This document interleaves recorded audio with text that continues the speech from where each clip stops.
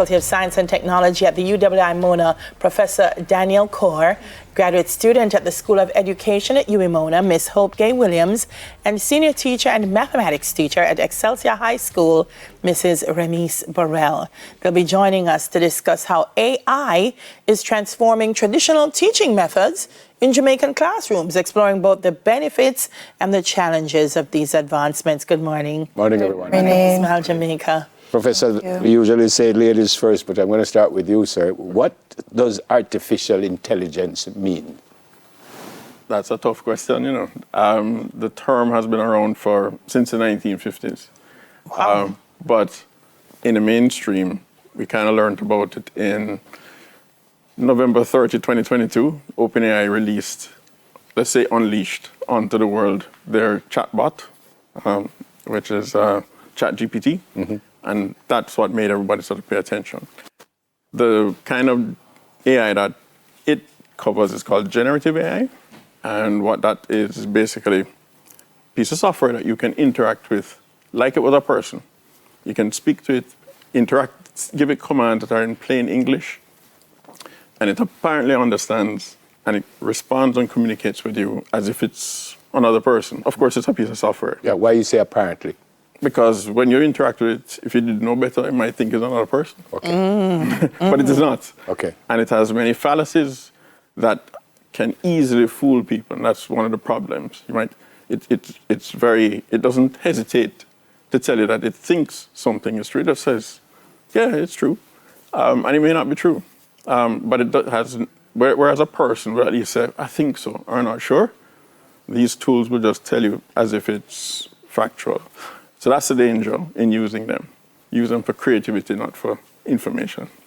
Well, one of the things we're discussing this morning, Hope Gay, is how AI is going to help teaching. Talk to me. Well, I'm very skeptical, you know, because I feel like it makes people lazy, but go on and tell me. No, AI should not be seen as the enemy. Okay. We should embrace the technology. It is here. It's not going anywhere. We have to get with the times. And as educators, it can help to make our lives easier. It can help us to focus on the important things. So, for example, we'll spend less time on delivering content. Students have access to the technologies. They can do their searches. Now we'll focus now on applying that knowledge. So in the classroom, design creative lessons to ensure that the knowledge is being applied in the right context. So it's not so much about what you know, it's what you can do with what you know. Mm-hmm. Mrs. Burrell, have you used it? I have. In what way? Well, I can speak to the workshop that I attended that you would have put on. I use it for lesson planning mainly because it's not lazy or it's not making me lazy, as Dela would say, but it's an ally and it makes planning easier. So whereas not having that AI tool, I'd have to probably sit for probably like 2 hours to create lessons, having all the necessary. So tell me exactly what you do when to help you. What do? You just All say, right, AI, give me a lesson plan? Well, I personally use ChatGPT as it is now. Yeah. So if I want to write a lesson plan for example, I would be specific. From the workshop, I would have learned that I need to prompt it. So I put in specific information to get my desired result. So if I'm planning a lesson, for example, on matrices, I say, create a 5-year lesson plan for my grade 10 class, the duration of an hour, giving me assessment questions, and it gives me everything that I need. Just before Delia, Professor, from what you said earlier, isn't that a concern that what AI might be telling our ChatGPT is not necessarily the right thing? And she was clearly a good student because the way that she just outlined how you prompt it is what we teach. Talk about being specific. When it gives you back its response, you're responsible for checking everything it's telling you. So if you're going to use that as a basis for a lesson plan, make sure that it's accurate. It's great for giving you inspiring ideas, how you might proceed. You can even ask it, explain it like I'm 5. So if you know you have some students who need it explained another way, or you might have some advanced students that want to know more, you can pre-create these lesson plans targeted at different audiences.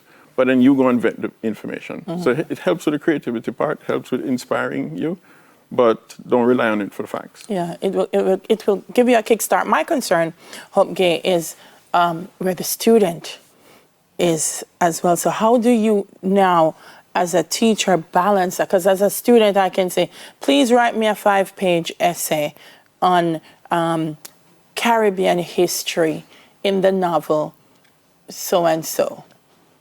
And that's where ethics comes in. So with the advantages of AI, there are some challenges and some concerns.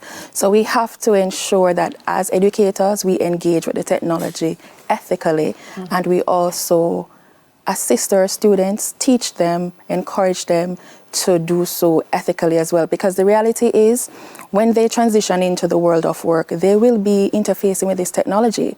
So we are not going to bar them from interacting with it in the classroom, is to do so responsibly. Okay. I am still a little bit concerned. Go ahead, Professor. You wanted to say something. Yeah, the point you raised there is crucial. It challenges our assessments. It challenges our standard assessment. Before 2022, we'll be satisfied with a question in an exam that says, explain how whatever your topic is works. And if a student wrote a solid essay, you'd say, yeah, man, the student knows. Now, if it's for homework, you're not sure if to just give it to the large language model.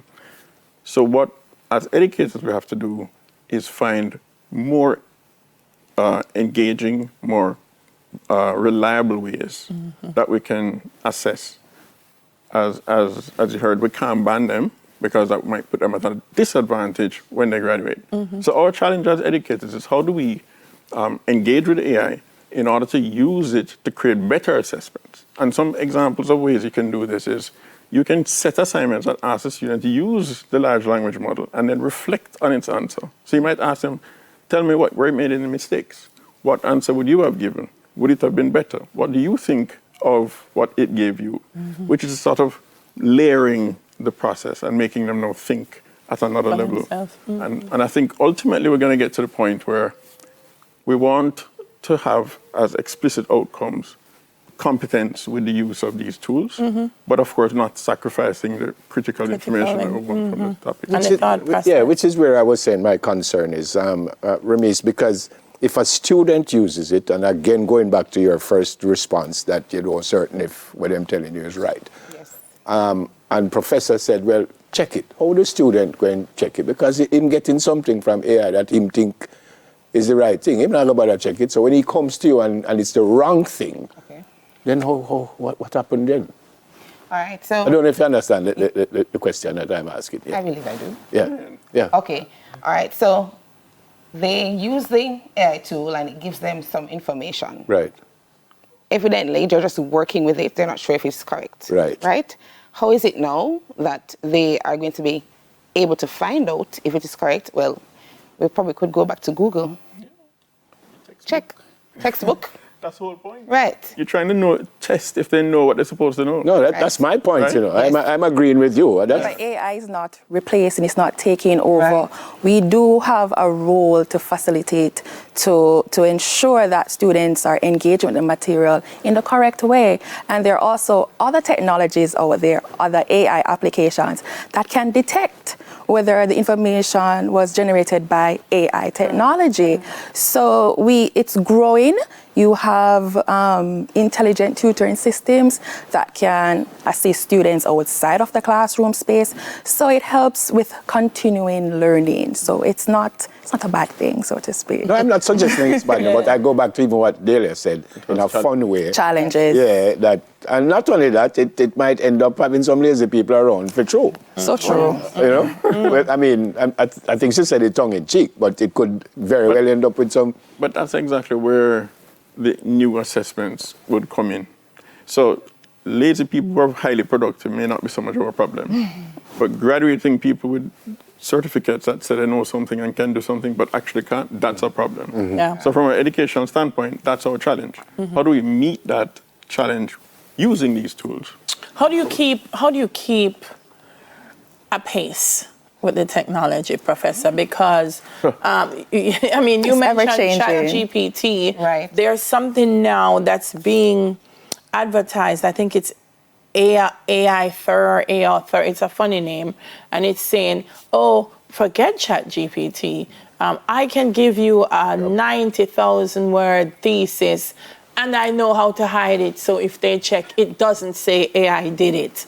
So how do you keep a pace with all of the technology? The pace that AI developments have occurred at is Yes. absolutely incredible. Yes. There are literally weekly developments that matter. Like, for example, just recently, DeepMind, which is a subsidiary of Alphabet, sister company to Google, had some researchers produce large language models that could read math Olympiad problems and score nearly at gold medal level. Now, for context, none of us don't reach no math Olympiad. And so now this is much less get medal, right? And before that, we would have said these tools are very bad at logic reasoning. Now, this doesn't mean that they're now suddenly good at logical reasoning. Yep. But here's an example. Math problems, difficult geometric problems where you have to draw a construction, know about circle theorems, etc., and then prove things.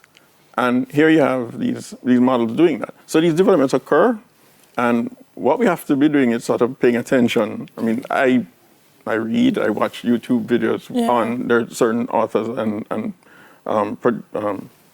influencers, presenters that are, they do the research, so they come and show you the paper, and that's how you keep abreast. You just rely on other people to help you. Yeah. We got the wrap up. You're not concerned that it stunts critical thinking? No, because at the end of the day, the jobs that are coming on stream, students need to challenge themselves to think deeper about stuff. Okay. And if it is that we can engage with the technologies to push them to think beyond the surface level of any problem they encounter, we're going to have good stewards of the future. Well explained, you all. Thank you so much for coming, and God bless you. Thank you. Awesome. Professor in the Department of Computing, Faculty of Science and Technology at UWI-Mona, Professor Daniel Kaur, graduate students at the School of Education at UWI-Mona, Ms. Hope Gay Williams, and senior teacher and mathematics teacher at Excelsior High School, Mrs. Remise Burrell. Kind of feel say if it did about with me, I'd graduate. But it never did about. So I never graduate. All right, we're going to take another break. When we come back, we talk about adjusting to dorm life. We're talking about the university here. So stay with us, please.